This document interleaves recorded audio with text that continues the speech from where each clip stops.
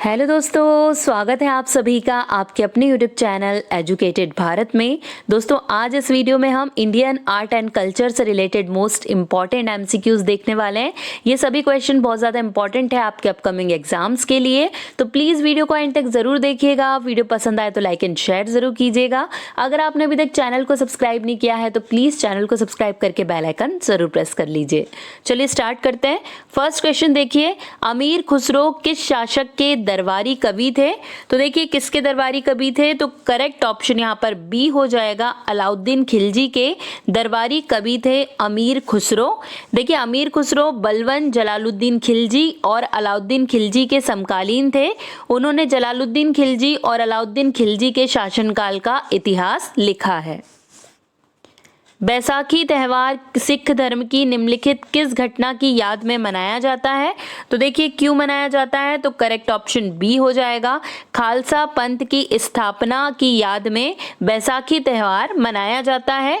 देखिए बैसाखी एक वसंत ऋतु का त्यौहार है जो हर साल 13 या 14 अप्रैल को मनाया जाता है। यहाँ 1699 का जश्न मनाने का दिन है, वह वर्ष जब सिख धर्म का एक सामूहिक धर्म के रूप में जन्म हुआ था। राउत नाच किस प्रदेश के आदिवासी समुदाय का नृत्य है?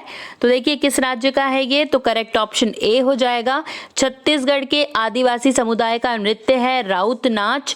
देखिए राउत नाच एक अनुष्ठानिक नृत्य है जो मुख्य रूप से छत्तीसगढ़ के आदिवासी समुदाय द्वारा किया जाता है।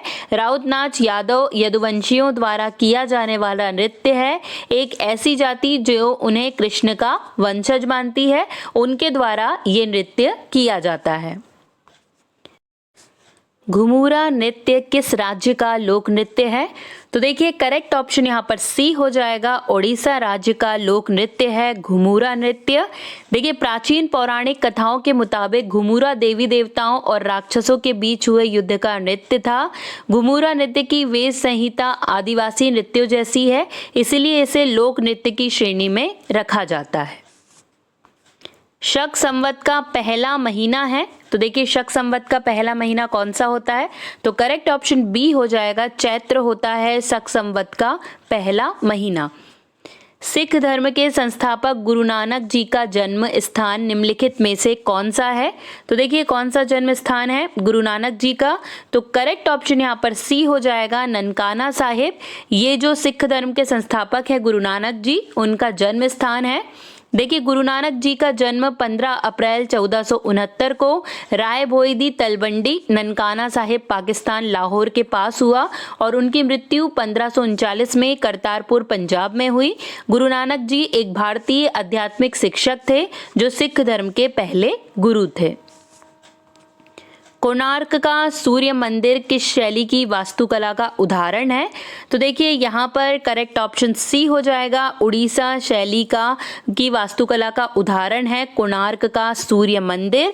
देखिए कलिंग शैली में निर्मित इस मंदिर स्थल को 12 जोड़ी चक्रों के साथ 7 घोड़ों से खींचते हुए निर्मित किया गया है, जिसमें सूर्य देव को विराजमान दिखाया गया है। पुथंडू किस राज्य का नववर्ष महोत्सव है? तो देखिए किस राज्य में मनाया जाता है ये, तो करेक्ट ऑप्शन डी हो जाएगा, तमिलनाडु का नववर्ष महोत्सव है पुथंडू। देखिए तमिल लोग पुथंडू को पारंपरिक तमिल या नए साल के रूप में मनाते हैं, जिसे पुथु वरुषम भी कहा जाता है। यह चितिरई का महीना है। निम्नलिखित में से कौन सा एक नृत्य नाटक है? तो देखिए इनमें से कौन सा एक नृत्य नाटक है, तो करेक्ट ऑप्शन यहाँ पर ए हो जाएगा, जो कथकली है वो एक नृत्य नाटक है। कथकली केरल की एक शास्त्रीय नृत्य शैली है। यह नृत्य संगीत और अभिनय का मिश्रण है। निम्नलिखित में से कौन सा मंदिर चोल साम्राज्य से संबंधित है? तो देखिए इनमें से कौन सा मंदिर है वो, तो करेक्ट ऑप्शन ए हो जाएगा, बृहदेश्वर मंदिर। ये चोल साम्राज्य से संबंधित है। देखिए इसका निर्माण 1003 से 1010 ईसा के बीच चोल शासक राजा राज चोल प्रथम ने करवाया था। उनके नाम पर इसे राजराजेश्वर मंदिर का नाम भी दिया जाता है। बीबी का मकबरा कहाँ स्थित है? तो देखिए करेक्ट ऑप्शन डी हो जाएगा, औरंगाबाद में स्थित है बीबी का मकबरा। देखिए बीबी का मकबरा महाराष्ट्र के औरंगाबाद शहर में स्थित है। इसे दक्कन का ताज भी कहते हैं।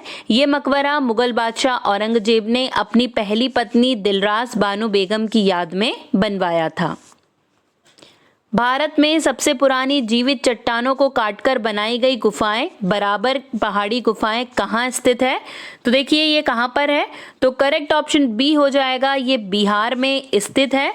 देखिए बराबर पहाड़ी गुफाएं भारत में सबसे पुरानी जीवित चट्टान कटाई गुफाएं हैं जो मौर्य साम्राज्य से संबंधित है। यह बिहार के जहानाबाद जिले के मखदुमपुर क्षेत्र में गया से 24 किलोमीटर उत्तर में स्थित है। निम्नलिखित में कौन से संप्रदाय की स्थापना संत तुकाराम ने की? तो देखिए इनमें से कौन सा संप्रदाय है वो? तो करेक्ट ऑप्शन यहाँ पर इसका बी हो जाएगा, वारकरी संप्रदाय की स्थापना संत तुकाराम के द्वारा की गई थी। देखिए संत तुकाराम महाराज वारकरी संप्रदाय के संत थे। वे 17वीं शताब्दी के मराठी संत थे और महाराष्ट्र में भक्ति आंदोलन के संस्थापकों में से एक माने जाते हैं। बेलूर में स्थित प्रसिद्ध मंदिर कौन सा है? तो देखिए इनमें से कौन सा है जो बेलूर में स्थित प्रसिद्ध मंदिर है? तो करेक्ट ऑप्शन यहाँ पर बी हो जाएगा, चेन्ना केशव मंदिर। ये बेलूर में स्थित प्रसिद्ध मंदिर है। देखिए चेन्ना केशव मंदिर, जिसे केशव या विजय नारायण मंदिर भी कहा जाता है, भारत के कर्नाटक राज्य के हसन जिले में 12वीं सदी का एक हिंदू मंदिर है। बसंत ऋतु में मनाया जाने वाला त्यौहार बोहाग बिहू मुख्य रूप से उत्तर पूर्व भारत के किस प्रदेश का त्यौहार है? तो देखिए करेक्ट ऑप्शन सी हो जाएगा, असम का त्यौहार है बोहाग बिहू। बीजक किसके द्वारा लिखा गया था? तो देखिए करेक्ट ऑप्शन यहाँ पर इसका डी हो जाएगा, कबीरदास के द्वारा लिखा गया था बीजक। देखिए प्रसिद्ध कविता बीजक कबीरदास ने लिखी थी। कबीरदास के शिष्य धर्मदास ने उनकी वाणियों का संग्रह करके बीजक नाम से ग्रंथ तैयार किया था। बीजक में 3 भाग हैं, साखी, सबद और रमेनी। बागेश्वरी कमर किस वाद्य यंत्र की पहली और एकमात्र महिला वादक हैं? तो देखिए किस वाद्य यंत्र की हैं? तो करेक्ट ऑप्शन यहाँ पर डी हो जाएगा, शहनाई की। एक अकेली और एकमात्र महिला वादक हैं बागेश्वरी कमर। निम्नलिखित में से कौन सा भारत का दूसरा सबसे पुराना संग्रहालय है? तो देखिए कौन सा है? तो करेक्ट ऑप्शन ए हो जाएगा, सरकारी संग्रहालय चेन्नई। ये भारत का दूसरा सबसे पुराना संग्रहालय है। कर्नाटक संगीत का पितामह किसे कहा जाता है? तो देखिए यहाँ पर करेक्ट ऑप्शन बी हो जाएगा, पुरंदर दास को कर्नाटक संगीत का पितामह कहा जाता है। देखिए कर्नाटक संगीत के पितामह पुरंदर दास को कहा जाता है। पुरंदर दास ने राग माया माल वगोला की शुरुआत की थी और हजारों कीर्तन या भक्ति गीतों की रचना की थी। दलाई लामा तिब्बती बौद्ध धर्म के निम्नलिखित उप स्कूलों में से किस अस्थायी प्रमुख हैं? किसके अस्थायी प्रमुख हैं? तो देखिए करेक्ट ऑप्शन यहाँ पर डी हो जाएगा, गेलुग्बा के अस्थायी प्रमुख हैं दलाई लामा। देखिए दलाई लामा तिब्बती बौद्ध धर्म के प्रमुख भिक्षु हैं और परंपरागत रूप से तिब्बत के शासन के लिए जिम्मेदार रहे हैं। दलाई लामा को तिब्बती बौद्ध धर्म के गेलुग या येलो हैट स्कूल के सबसे प्रमुख आध्यात्मिक नेता की उपाधि दी गई है। रूमटेक मठ, जिसे धर्मचक्र केंद्र भी कहा जाता है, कहाँ स्थित है?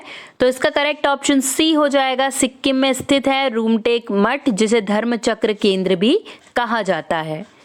प्राचीन भीमा मंदिर, जिसे उत्तर भारत का खजुराहो भी कहा जाता है, किस राज्य में स्थित है? तो देखिए इसका करेक्ट ऑप्शन बी हो जाएगा, हरियाणा राज्य में स्थित है प्राचीन भीमा देवी मंदिर।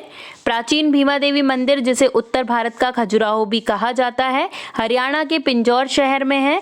इस मंदिर का निर्माण 8वीं से 11वीं सदी के बीच गुर्जर प्रतिहार शासनकाल में हुआ है।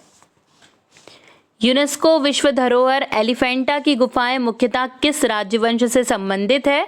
तो देखिए यहाँ पर करेक्ट ऑप्शन इसका डी हो जाएगा, राष्ट्रकूट वंश से संबंधित है एलिफेंटा की गुफाएं। एलिफेंटा की गुफाएं महाराष्ट्र के मुंबई के पास ओमान सागर के एक द्वीप पर स्थित है। इन गुफाओं को बनाने का काम 5वीं से 6वीं शताब्दी ईस्वी के बीच हुआ था। इन गुफाओं में शैव पंथ से जुड़ी शिल्प कला का संग्रह है। गुरुमुखी, डोगरी और सिंधी लिपि की उत्पत्ति किस लिपि से हुई है? तो देखिए इनमें से किस लिपि से इनकी उत्पत्ति हुई है? तो करेक्ट ऑप्शन बी हो जाएगा, शारदा लिपि से गुरुमुखी, डोगरी और सिंधी लिपि की उत्पत्ति हुई है। शारदा 8वीं शताब्दी के आसपास विकसित लिपियों में से ब्राह्मिक परिवार की एक लिपि है। इसका उपयोग संस्कृत और कश्मीरी लिखने के लिए किया गया। गुरुमुखी लिपि का विकास गुरु अंगद द्वारा शारदा से हुआ था। कौन लोकहितवादी के उपनाम से प्रसिद्ध हुए? तो देखिए करेक्ट ऑप्शन यहाँ पर बी हो जाएगा, गोपाल हरि देशमुख। ये लोकहितवादी के नाम से प्रसिद्ध हुए। तमिलनाडु में सबसे लोकप्रिय त्योहार है, तो देखिए कौन सा त्योहार है जो तमिलनाडु में सबसे लोकप्रिय है? तो डी ऑप्शन करेक्ट हो जाएगा, पोंगल। ये तमिलनाडु का सबसे लोकप्रिय त्योहार है। पोंगल तमिलों द्वारा मनाया जाने वाला एक बहुदिवसीय हिंदू फसल उत्सव है जो प्रतिवर्ष 14-15 जनवरी को मनाया जाता है। प्रसिद्ध फारसी त्योहार नौरोज या नवरोज की शुरुआत किसने की?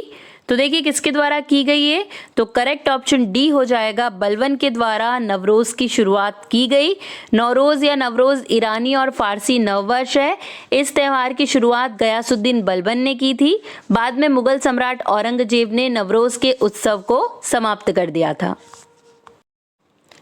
पुष्कर मेला कहाँ आयोजित होता है? तो देखिए करेक्ट ऑप्शन यहाँ पर इसका सी हो जाएगा, अजमेर में आयोजित किया जाता है पुष्कर मेला। लोक चित्रकला की एक शैली मधुबनी भारत के निम्नलिखित में से किस राज्य में लोकप्रिय है? तो देखिए करेक्ट ऑप्शन ए हो जाएगा, बिहार में लोकप्रिय है मधुबनी पेंटिंग। देखिए मधुबनी चित्रकला बिहार के मिथिलांचल क्षेत्र की प्रमुख चित्रकला शैली है। यह मिथिला कला भी कहलाती है। मधुबनी चित्रकला की शुरुआत रंगोली के रूप में हुई थी। यह धीरे धीरे कपड़ों, दीवारों और कागज पर उतर आई। भारत माता नामक प्रसिद्ध पेंटिंग के चित्रकार कौन थे? तो देखिए इनमें से कौन थे? तो करेक्ट ऑप्शन बी हो जाएगा, अवनींद्रनाथ टैगोर। ये भारत माता नामक प्रसिद्ध पेंटिंग के चित्रकार थे। भारत माता नामक प्रसिद्ध पेंटिंग के चित्रकार अवनींद्रनाथ टैगोर थे। उन्होंने इसे साल 1905 में बनाया था। इस पेंटिंग में भारत माता को धन की देवी लक्ष्मी के रूप में चित्रित किया गया है। प्रतिष्ठित व्यक्तित्व अमृता शेरगिल का जन्म स्थान है। तो देखिए कहाँ पर है अमृता शेरगिल का जन्म स्थान? तो करेक्ट ऑप्शन ए हो जाएगा, हंगरी। ये अमृता शेरगिल का जन्म स्थान है। केरल के राजा रवि वर्मा एक प्रतिष्ठित व्यक्ति थे, तो किस क्षेत्र में थे? देखिए वो कौन थे केरल के राजा रवि वर्मा? तो करेक्ट ऑप्शन यहाँ पर बी हो जाएगा, वो एक बहुत ही प्रसिद्ध चित्रकार थे। राजा रवि वर्मा एक प्रसिद्ध चित्रकार थे और आधुनिक भारतीय कला के जनक माने जाते हैं। उन्होंने पारंपरिक भारतीय सौंदर्य शास्त्र और सांस्कृतिक सार को बनाए रखते हुए पश्चिमी एकेडमिक कला की यथार्थवादी तकनीकों को अपनाया। गांधार कला किस काल में विकसित हुई? तो देखिए करेक्ट ऑप्शन डी हो जाएगा, कुषाण वंश के टाइम पर गांधार कला का विकास हुआ था। देखिए गांधार कला 1ली शताब्दी ईसा पूर्व से 7वीं शताब्दी ईसा पूर्व के बीच विकसित हुई थी। यह बौद्ध दृश्य कला की एक शैली थी। कुषाण राजवंश के दौरान इसका बड़े पैमाने पर विकास हुआ। गांधार कला के प्रमुख केंद्र तक्षशिला, कपिशा, पुष्प कलावती और बामियान थे। भारतीय विरासत की लघु चित्रकला का विकास कहाँ हुआ? तो देखिए करेक्ट ऑप्शन यहाँ पर इसका डी हो जाएगा, किशनगढ़ में भारतीय विरासत की लघु चित्रकला का विकास हुआ था। निम्नलिखित में से कौन मूर्तिकला के क्षेत्र में प्रसिद्ध है? तो देखिए इनमें से कौन है जो मूर्तिकला के क्षेत्र में प्रसिद्ध है? तो करेक्ट ऑप्शन सी हो जाएगा, राम किंकर। ये मूर्तिकला के क्षेत्र में प्रसिद्ध हैं। आंध्र प्रदेश का शास्त्रीय नृत्य है, तो देखिए क्या है आंध्र प्रदेश का? तो करेक्ट ऑप्शन यहाँ पर इसका ए हो जाएगा, कुचिपुड़ी। ये आंध्र प्रदेश का शास्त्रीय नृत्य है। आंध्र प्रदेश का शास्त्रीय नृत्य कुचिपुड़ी है। इसे भारत की 9 शास्त्रीय नृत्य शैलियों में से एक माना जाता है। हरि प्रसाद चौरसिया किस वाद्य यंत्र के लिए प्रसिद्ध हैं? तो देखिए यहाँ पर करेक्ट ऑप्शन इसका डी हो जाएगा, बांसुरी के लिए प्रसिद्ध है हरि प्रसाद चौरसिया। पंडित हरिप्रसाद चौरसिया हिंदुस्तानी शास्त्रीय परंपरा के एक प्रसिद्ध बांसुरी वादक थे। उनका जन्म 1 जुलाई 1938 को प्रयागराज में हुआ था। उन्होंने मैहर सेनिया घराने में सीखा था। भीलों के प्रसिद्ध लोक नाट्य का क्या नाम है? तो देखिए करेक्ट ऑप्शन यहाँ पर ए हो जाएगा, गैवरल। ये भीलों के प्रसिद्ध लोक नाट्य का नाम है। भीलों के प्रसिद्ध लोक नाटक का नाम गवरी है। यह मेवाड़ क्षेत्र में किया जाने वाला एक लोक नृत्य है। इसे राय नृत्य के नाम से भी जाना जाता है। भारतीय संगीत के महान उस्ताद बिस्मिल्लाह खान का नाम किससे संबंधित है? तो देखिए ये तो सभी को पता होगा, करेक्ट ऑप्शन ए हो जाएगा, शहनाई से संबंधित है उस्ताद बिस्मिल्लाह खान का नाम। उस्ताद बिस्मिल्लाह खान, जिन्हें उस्ताद की उपाधि से जाना जाता है, एक भारतीय संगीतकार थे जिन्हें शहनाई को लोकप्रिय बनाने का श्रेय दिया जाता है, जो एक रीडेड वुडविंड इंस्ट्रूमेंट है। हिंदुस्तानी स्वर संगीत की रचना का सबसे पुराना रूप है। तो देखिए इनमें से क्या है सबसे पुराना रूप? तो करेक्ट ऑप्शन बी हो जाएगा, ध्रुपद। ये हिंदुस्तानी स्वर संगीत की रचना का सबसे पुराना रूप है। फतेहपुर सीकरी से किसका नाम जुड़ा है? तो देखिए यहाँ पर करेक्ट ऑप्शन ए हो जाएगा, अकबर का नाम जुड़ा हुआ है फतेहपुर सीकरी से। फतेहपुर सीकरी को मुगल सम्राट अकबर ने महान सूफी संत शेख सलीम चिश्ती के सम्मान में बनवाया था। ये आगरा में स्थित है। मामल्लपुरम का वराह मंदिर किसने बनवाया था? तो देखिए इनमें से किसके द्वारा बनवाया गया? तो करेक्ट ऑप्शन सी हो जाएगा, नरसिंहवर्मन प्रथम ने मामल्लपुरम का वराह मंदिर का निर्माण कराया था। मामल्लपुरम के बराह गुफा मंदिर का निर्माण नरसिंहवर्मन प्रथम ने करवाया था। ये मंदिर पल्लव कला के सबसे बेहतरीन उदाहरणों में से एक है। इस मंदिर में भगवान विष्णु की वराह रूप में मूर्ति रखी गई है। आगरा घराना का संस्थापक कौन थे? तो देखिए इनमें से कौन है? तो करेक्ट ऑप्शन सी हो जाएगा, हाजी इस्लाम खान। ये आगरा घराने के संस्थापक थे। शांति निकेतन का निर्माण किसने करवाया? तो देखिए करेक्ट ऑप्शन यहाँ पर इसका सी हो जाएगा, रविंद्रनाथ टैगोर के द्वारा शांति निकेतन का निर्माण कराया गया था। शांति निकेतन रविंद्रनाथ टैगोर द्वारा स्थापित किया गया था। शांति निकेतन पश्चिम बंगाल के बीरभूमि जिले के बोलपुर के पास स्थित है। यह कोलकाता से करीब 100 किलोमीटर दूर है। गेटवे ऑफ इंडिया किस वास्तुकला का उदाहरण है? तो देखिए करेक्ट ऑप्शन ए हो जाएगा, इंडो सार्वजनिक वास्तुकला का उदाहरण है gateway of India. Gateway of India की आधारशिला 31 मार्च 1911 को रखी गई थी। इसका निर्माण 1924 में पूरा हुआ। यह स्मारक मुंबई के दक्षिण में अपोलो बंदर क्षेत्र में स्थित है। निम्नलिखित में से कौन सा पंचायतन तरीके से बनाया गया मंदिर का सबसे पुराना उदाहरण है? तो देखिए करेक्ट ऑप्शन यहाँ पर इसका बी हो जाएगा, देवगढ़ का दशावतार मंदिर, जो पंचायतन तरीके से बनाया गया मंदिर का सबसे पुराना उदाहरण है। भारत का राष्ट्रीय अभिलेखागार किस स्थान पर स्थापित किया गया था? तो देखिए कहाँ स्थापित किया गया? तो बी करेक्ट हो जाएगा, कोलकाता में स्थापित किया गया भारत का राष्ट्रीय अभिलेखागार। भारत के राष्ट्रीय अभिलेखागार की स्थापना सबसे पहले 11 मार्च 1891 को कोलकाता में हुई थी। यह भारत सरकार के पर्यटन और संस्कृति मंत्रालय से संबंधित है। यह दक्षिण एशिया का सबसे बड़ा अभिलेख संग्रहालय है। ईसा मसीह का जन्म स्थान कहाँ है? तो देखिए इनमें से कहाँ हुआ है ईसा मसीह का जन्म? तो करेक्ट ऑप्शन बी हो जाएगा, बेथलेहम। ये ईसा मसीह के जन्म का स्थान है। महावीर का पहला अनुयायी कौन था? तो देखिए करेक्ट ऑप्शन यहाँ पर ए हो जाएगा, जमाली। ये महावीर के पहले अनुयायी थे। देखिए अब बारी है लास्ट क्वेश्चन की। पपेटी किस धर्म का त्योहार है? तो करेक्ट ऑप्शन देखिए यहाँ पर डी हो जाएगा, पारसी धर्म का त्योहार है पपेटी। यहीं पर दोस्तों हमारे सारे क्वेश्चंस कंप्लीट हो गए हैं। वीडियो पसंद आया होगा तो लाइक एंड शेयर ज़रूर कर दीजिएगा। आपको वीडियो कैसा लगा कमेंट में फीडबैक ज़रूर दीजिए। आज के लिए बस इतना ही। अब आपसे मुलाकात होगी नेक्स्ट वीडियो में। तब तक के लिए पढ़ते रहिए, आगे बढ़ते रहिए। जय हिंद, जय भारत।